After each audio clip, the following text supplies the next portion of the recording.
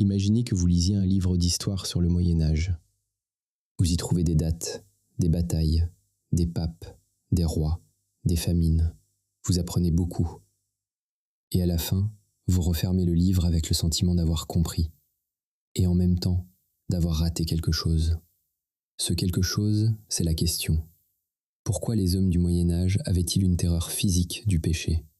Pourquoi le corps était-il vécu comme un ennemi? Pourquoi la nature était-elle hantée de démons? Qu'est-ce qui se jouait au niveau le plus profond dans cette époque? Ces questions, l'histoire scientifique ne les évite pas, mais elle ne les pose pas d'emblée. Elle étudie les faits, elle reconstitue les causes et les effets. Ce qu'elle n'interroge pas spontanément, c'est la signification métaphysique et symbolique de ce qui s'est passé. C'est-à-dire, comment une civilisation entière a-t-elle vécu son rapport à Dieu, au corps, à la nature, à la mort? Quels choix spirituels fondamentaux ont orienté ses comportements, ses institutions, ses peurs? C'est précisément cela que la hiérohistoire cherche à lire. Et c'est cela qu'Occident, l'Odyssée de l'esprit, essaie de faire. Commençons par le mot lui-même. Hiérohistoire, du grec hieros, sacré, et historia, enquête, connaissance. Une lecture du passé humain qui cherche à faire apparaître ce qui se joue au niveau du rapport d'une civilisation au sacré, à l'absolu, à ce qui la dépasse et l'oriente. Le terme a été forgé par Henri Corbin, philosophe et orientaliste français, l'un des grands penseurs du XXe siècle, étonnamment méconnu. Corbin fut le premier traducteur de Heidegger en France, et c'est précisément cette rencontre avec Heidegger qui lui permit de formuler ce concept. Première idée. La hiérohistoire n'est pas l'histoire des religions. L'histoire des religions décrit des doctrines, des rites, des institutions. La hiérohistoire s'intéresse à quelque chose de plus profond, la façon dont une civilisation entière se rapporte à l'absolu, même là où elle ne le sait pas, même là où elle croit l'avoir abandonné. Deuxième idée, la hiérohistoire n'est pas l'anti-histoire. Elle ne remplace pas la rigueur historique, elle y ajoute une dimension. Au lieu de demander seulement « que s'est-il passé ?», elle demande « que signifie ce qui s'est passé ?» Et encore plus profondément, qu'est-ce que cela constitue en nous qui le contemplons? Troisième idée, la hiérohistoire affirme que les faits historiques ne sont jamais de simples faits. Ils sont toujours chargés de structures symboliques, d'orientation métaphysique, de dramatique spirituelle. Une civilisation ne se bat pas seulement pour des territoires ou des ressources. Elle lutte aussi, souvent sans le savoir, pour une certaine vision du monde, du corps, de Dieu, de la mort.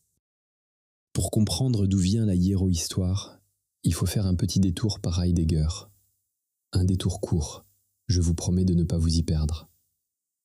Dans Être et temps, 1927, Heidegger établit une distinction que le français traduit maladroitement, parce qu'il utilise le même mot pour deux réalités différentes. En allemand, Historie d'un côté, Geschichte de l'autre.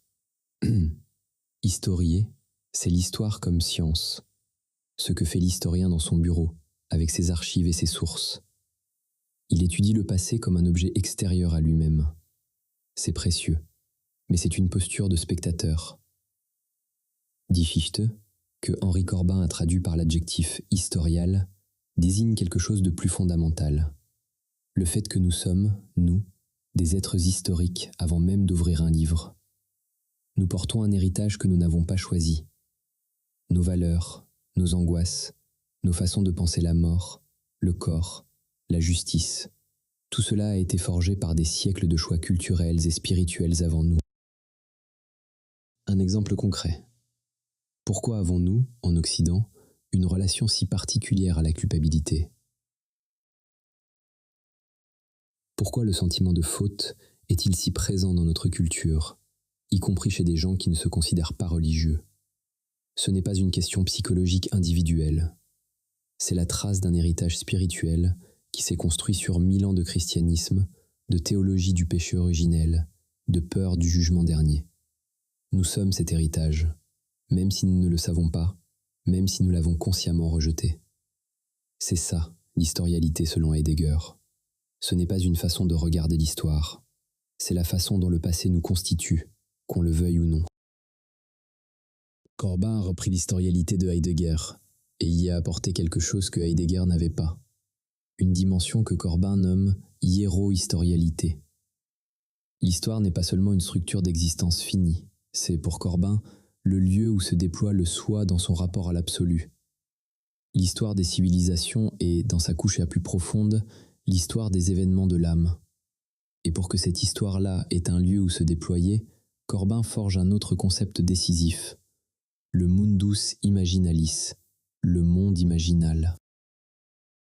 Ici, je dois absolument vous demander de faire attention à un mot. Corbin dit « imaginal », pas « imaginaire ». La différence n'est pas un jeu de mots, c'est une distinction philosophique fondamentale. L'imaginaire, dans le sens courant, c'est ce qui est fictif, inventé, irréel, ce qui n'existe que dans la tête. L'imaginal, chez Corbin, c'est un ordre de réalité à part entière. Ce n'est ni le monde sensible que nous percevons avec nos yeux, ni le monde des concepts abstraits que nous manipulons avec notre intelligence. C'est un espace intermédiaire, que Corbin désigne par l'expression latine mundus imaginalis, où les figures spirituelles, les symboles vivants, les grandes tensions d'une civilisation ont une réalité propre. Une réalité qu'on ne peut percevoir ni avec les yeux, ni avec le seul intellect, mais avec ce que Corbin appelle l'imagination active ou créatrice. Pour le dire autrement avec une image, quand vous regardez une cathédrale gothique, vous voyez des pierres, des arches, des vitraux. C'est le monde sensible. Vous pouvez aussi analyser sa géométrie, ses proportions, sa technique de construction. C'est le monde des concepts. Mais il y a une troisième chose, quelque chose que cette cathédrale dit, sur la lumière, sur le rapport entre ciel et terre, sur la tension entre la pesanteur des pierres et l'aspiration vers le haut. Cette troisième chose, c'est le monde imaginal au sens de Corbin. C'est précisément dans ce monde imaginal qu'Eliensis évolue. L'esprit voyageur ne traverse pas l'histoire comme un personnage de roman historique. Il se meut dans cette couche profonde de la réalité historique, là où les grandes orientations de l'Occident se nouent et se dénouent. La hiérohistoire ne repose pas sur Heidegger et Corbin seuls. D'autres penseurs ont nourri cette lecture de l'Occident, chacun apportant quelque chose d'irremplaçable. Je ne peux les citer tous, mais j'en mentionne ici quelques-uns dont l'apport a été essentiel. Mircea Eliade, historien des religions roumain, a montré que les sociétés humaines s'organisent autour de grandes structures symboliques qui persistent à travers les transformations historiques. La distinction entre le temps sacré et le temps profane, les archétypes de la lumière, du centre, de l'axe du monde, ce sont des opérateurs structurants du réel historique. L'Odyssée de l'esprit prolonge cette intuition. Les grandes tensions qui traversent l'Occident ne sont pas des accidents d'époque, ce sont des formes qui se répètent et se transforment. Nietzsche est une influence constitutive que je ne saurais taire. Sa critique du nihilisme, son diagnostic de la mort de Dieu comme événement spirituel fondateur de la modernité, sa lecture de la Grèce à travers le conflit Apollon-Dionysos, tout cela irrigue directement la façon dont l'Odyssée lie les grandes tensions de l'Occident. Et sa question fondamentale reste la nôtre. Comment une civilisation survit-elle à l'effondrement de ses propres fondements symboliques ? Max Weber apporte ce qu'Eliade et Corbin ne peuvent pas donner, un ancrage dans le réel socio-historique. Son concept de désenchantement du monde, la façon dont la modernité a progressivement vidé le monde de sa dimension sacrée au profit d'une rationalisation totale, est un des fils conducteurs de l'Odyssée. Weber montre que les transformations spirituelles ont des effets institutionnels et matériels mesurables, et inversement. Jean Delumeau, historien français, a documenté avec une précision exemplaire ce que la lecture hiéro-historique affirme de la période médiévale. La terreur du péché, la peur de la mort, la diabolisation du corps et de la nature. Ces travaux, La peur en Occident, Le péché et la peur, fournissent le sol historique rigoureux sur lequel la lecture symbolique peut s'exercer sans verser dans l'arbitraire. Alors que donne cette lecture hiéro-historique appliquée à l'Occident concrètement ? Elle révèle une structure dramatique, non pas un grand plan préétabli mais une dynamique. Chaque grande époque exprime une position dans un conflit symbolique fondamental. La Grèce n'est pas d'abord l'invention de la rationalité. Elle est le théâtre d'une lutte métaphysique. D'un côté, les forces apolliniennes, la lumière, l'ordre, la mesure, la belle forme. De l'autre, les puissances chtoniennes, la terre, le corps, le désir, l'ivresse. Nietzsche l'avait identifié comme le nœud constitutif de la psyché occidentale. Elienzis traverse ce monde comme on traverse un champ de bataille dont les lignes sont invisibles à qui ne sait pas lire. Le christianisme primitif constitue un basculement hiéro-historique majeur. Le monde du salut n'est plus dans la philosophie ou dans la cité. Il est dans une relation personnelle et intérieure à un Dieu souffrant. La tension entre le salut spirituel et le rejet du monde, entre la chair diabolisée et l'aspiration à la grâce, ce n'est pas un simple débat théologique. C'est une recomposition profonde du rapport que les êtres humains entretiennent avec leur corps, avec la nature, avec l'immanence. C'est ce que Delumeau a documenté à travers les archives et que l'Odyssée cherche à traverser de l'intérieur.